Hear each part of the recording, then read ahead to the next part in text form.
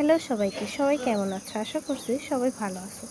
কেন জানি মনে মনে খুবই ইলিশ মাছ খাইতে ইচ্ছা করতেছে।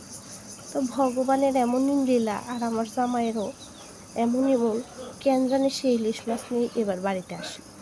কি আর করা, যেই ভাবা সেই কাজ। ইলিশ মাছের কথা মনে মনে চিন্তা করতে ভেবে ফেলছিলাম যে সর্ষে দিয়ে ইলিশ মাছ রান্না করব, আর রান্না করে আমি খাবো। তো কি আমার জামাই দেখি সুন্দর মতো, আমি কিন্তু তারে বলিও নাই, সে দেখি ঢাকা থেকে আসার সময় আমাদের জন্য ইলিশ মাছ নিয়ে আসছে। এদিকে শাশুড়ি মা বসে পড়ছে ইলিশ মাছ কাটার জন্য।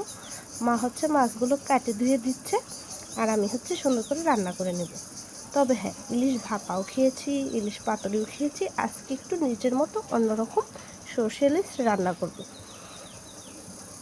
জানি ভুল ত্রুটি হতেই পারে, আমি এতটাও এক্সপার্ট না রান্নার বিষয়ে। তো তাও একটু চেষ্টা করলাম। প্রথমে মাছগুলোকে লবণ আর হলুদ দিয়ে মাখিয়ে নিলাম।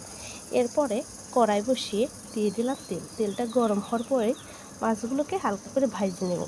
কেন, আমার ভাজা মাছ ছাড়া খাইতে সত্যিই ভালো লাগে না। মাঝে মধ্যে খাই, তবে আমার হাজব্যান্ডের একটুও ভালো লাগে না। এরপরে সরিষাটাকে বেটে নিলাম, একটুখানি লবণ, চিনি আর কাঁচা লঙ্কা দিয়ে বেটে নিচ্ছি, সাথে জিরা আর অল্প একটুখানি পেঁয়াজ নিয়েছিলাম। এতে এর ফ্লেভারটা একটু অন্যরকম আসে, আর সত্যি খেতে না দারুণ লাগে ভাই, দারুণ।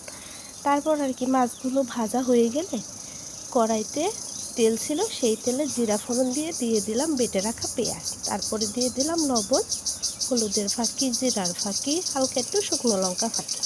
বেশি একটা দেওয়ার দরকার নেই, কেন অনেকগুলো কাঁচা লঙ্কা বাইটে দিয়েছি তো। তবে হ্যাঁ, তোমরা কিন্তু কেউ আমার এই কথা বলা নিয়ে কিছু মনে করো না, আমি কিন্তু এটা মজা করে বলি। মাঝে মাঝে এভাবে কথা বলতে ভালোই লাগে। এদিকে মশলাটা কষে গেছে, তারপরে জল দিয়ে ভালো মতো কষিয়ে পেটে রাখা সরিষা আর জিরা দিয়ে দিলাম। সরিষাটাকে 3 থেকে 4 মিনিট রান্না করে নিয়ে ভেজে রাখা মাছগুলো দিয়ে দিলাম। কি আর বলবো তোমাদের, নিজের হাতে রান্না খেয়ে নিজেই পাগল হয়ে গেছি।